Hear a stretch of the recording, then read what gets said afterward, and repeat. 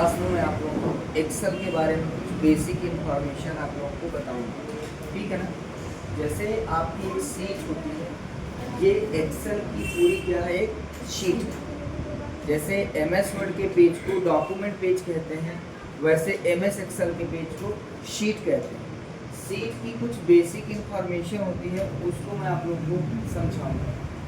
जैसे देखिए, सबसे टॉप में जो होता है, जैसे ये लिखा हुआ A6, क्या लिखा है, A6। तो ये A6 जो होता है, यहाँ पर ये करंट एक्टिव सेल का नाम होता है।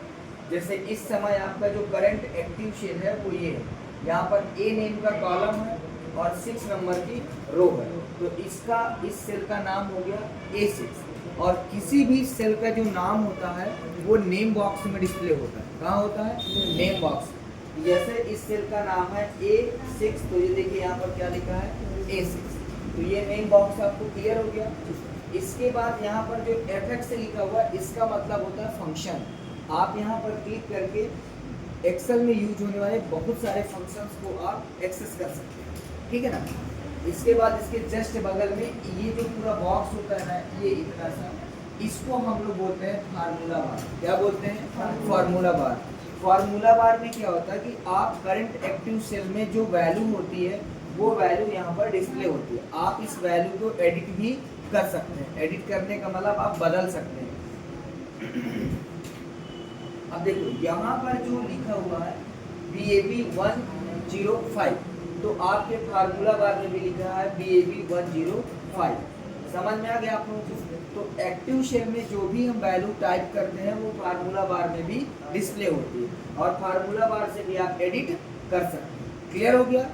इसके बाद देखिए यहाँ पर ये जो आपको दिखाई दे रहा है, ये दिख रहा है सभी लोगों को। यहाँ पर जो दिख रहा है इसको बोलते हैं सेलेक्ट ऑल, यानी कि अगर आप यहाँ पर क्लिक कर देंगे तो आपकी पूरी शीट क्या हो जाएगी, सिलेक्ट हो जाएगी। समझ गए कि नहीं?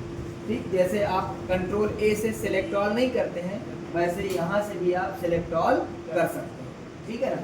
इसके बाद ये A B C D E F ये होते हैं कॉलम के नाम। क्या होते हैं, कॉलम नेम, यानी कि ये जितने सारे हैं ये आपके कॉलम है और ये कॉलम के नाम है। यहाँ पर लास्ट कॉलम जो होता है वो XFD होता है। क्या होता है, XFD। अब आप ऐसे समझ सकते हैं, ये फर्स्ट नंबर का कॉलम है, सेकेंड नंबर, थर्ड नंबर, 4 5 6। ये जो कॉलम नेम होता है ना, ये 16,384 नंबर का कॉलम होता है। यानी कि MS एक्सेल की सीट में टोटल नंबर ऑफ कॉलम कितने होते हैं, 16,384। और जो टोटल नंबर ऑफ रोज होती हैं वो कितनी होती हैं, 10,48,576। समझे कि नहीं। तो ये फर्स्ट कॉलम है और ये आपका लास्ट कॉलम है। यहाँ पर लिखा हुआ है लास्ट कॉलम नेम। क्लियर हो गया ना। अब यहाँ पे लिखा कंट्रोल प्लस राइट एरो, यानी कि control plus right arrow press करके आप लास्ट कॉलम नेम में डायरेक्टली जंप कर सकते हैं। क्लियर। इसके बाद यहाँ पर देखिए लिखा हुआ है 1 2 3 4 5 6 7, ऐसे 10,48,576। तो ये जो होते हैं ना, ये रो के नंबर होते हैं। तो याद रखना, रो का नंबर होता है और कॉलम का नाम होता है। समझ गए कि नहीं समझे। तो ये देखिए फर्स्ट रो नंबर है और ये लिखा लास्ट रो नंबर। क्लियर। अब आप ऐसे समझ सकते हैं, जो लास्ट रो में जब जाना है तो कंट्रोल के साथ डाउन एरो प्रेस करते हैं। अब आप ऐसे समझ सकते हैं कि अगर लास्ट कॉलम पे जाना है तो कंट्रोल के साथ right arrow, last row number पे जाना है तो कंट्रोल के साथ डाउन एरो, और ऊपर चलना है तो कंट्रोल के साथ अप एरो, और डायरेक्ट लास्ट कॉलम से फर्स्ट कॉलम पे आना है तो कंट्रोल के साथ लेफ्ट एरो। तो ऐसे ही आप कंट्रोल के साथ जो 4 एरो होती हैं कीबोर्ड में, आप उन एरो की का यूज करके लास्ट और फर्स्ट में आप जा सकते हैं। क्लियर। तो ये यहाँ पर देखिए लिखा रो नंबर, तो ये सब हमारे रो के नंबर हैं और ये सभी कॉलम के नाम हैं। अब आप समझिएगा, जो रजिस्ट्रेशन नंबर लिखा है, स्टूडेंट नाम लिखा है, मोबाइल नंबर लिखा है, इनको बोलते हैं फील्ड नेम। क्या बोलते हैं, इनको बोलते हैं फील्ड्स नेम।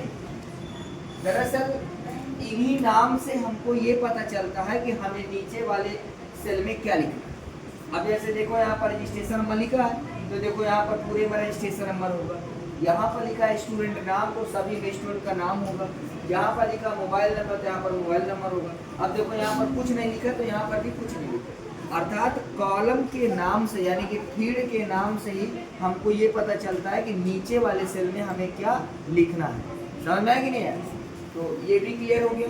तो यहाँ पर ये हमारे फील्ड्स नाम है, फील्ड्स नेम, समझ गए? और ये जो यहाँ पर दिख रहा है ना, इनको हम लोग बोलते हैं रिकॉर्ड्स। क्या बोलते हैं इनको? क्या बोलते हैं? इनको रिकॉर्ड्स बोलते हैं। जैसे देखो ना, जैसे ये किसका रिकॉर्ड है? ये नमन का रिकॉर्ड है। ये किसका रिकॉर्ड है? अमन का रिकॉर्ड है। ये किसका रिकॉर्ड है? गगन का रिकॉर्ड है। तो मतलब समझ में आ गया? तो आपका नाम, आपकी पूरी डिटेल्स ही क्या कहलाती है? रिकॉर्ड्स कहलाती है। समझ गए कि नहीं? अब इसके बाद नीचे आइए। आपको मैंने बताया था कि ये जो छोटे छोटे बॉक्स होते हैं इनको क्या कहते हैं? इनको सेल कहते हैं। आपके सीट में जो छोटे छोटे बॉक्स बने होते हैं उन सभी बॉक्सेस को सेल्स कहा जाता है। लेकिन जिस सेल के चारों तरफ डार्क आउट लाइन होती है उसे एक्टिव सेल या सेल पॉइंटर कहते हैं। जिस सेल के चारों तरफ डार्क आउट लाइन होती है उसे सेल या एक्टिव सेल कहते हैं। समझ गए कि नहीं? तो सेल और एक्टिव सेल में अंतर समझ में आया? क्या समझ में आया? सेल मतलब ये सभी बॉक्स सेल कहलाते हैं, और जिस सेल के चारों तरफ डार्क आउट लाइन होती है उसे एक्टिव सेल या सेल पॉइंटर कहते हैं। एक्टिव सेल या सेल पॉइंटर कहते हैं। इतना क्लियर हो गया? अब आपको ये पूरा समझ में आ गया। अब आप इधर देखिएगा, ये जो शीट 1, शीट 2, शीट 3 लिखा रहता है इनको हम लोग बोलते हैं शीट टैब। क्या बोलते हैं? Sheet tab. और यहाँ से आप एक न्यू शीट इंसर्ट कर सकते हैं। इसका शॉर्टकट है शिफ्ट प्लस F11। इसके बाद ये स्क्रॉल बार होता है, यहाँ से आप अपनी शीट को स्क्रॉल कर सकते हैं। अब इसके बाद यहाँ पर जो आपको ये पॉइंट दिख रहे हैं ना, ये दिख रहे हैं आपको कि नहीं दिख रहे? तो यहाँ से आप यहाँ पे क्या कर सकते हैं, जैसे आप यहाँ से आपके पास 10 सीटें हैं और 10 सीट में से आप 5वीं सीट पे हो और 5वीं सीट से डायरेक्ट आपको फर्स्ट सीट पे आना है तो आप इसमें क्लिक करेंगे, और अगर डायरेक्टली 10वीं सीट पे जाना है तो आप इसमें क्लिक करेंगे। समझ गए ना?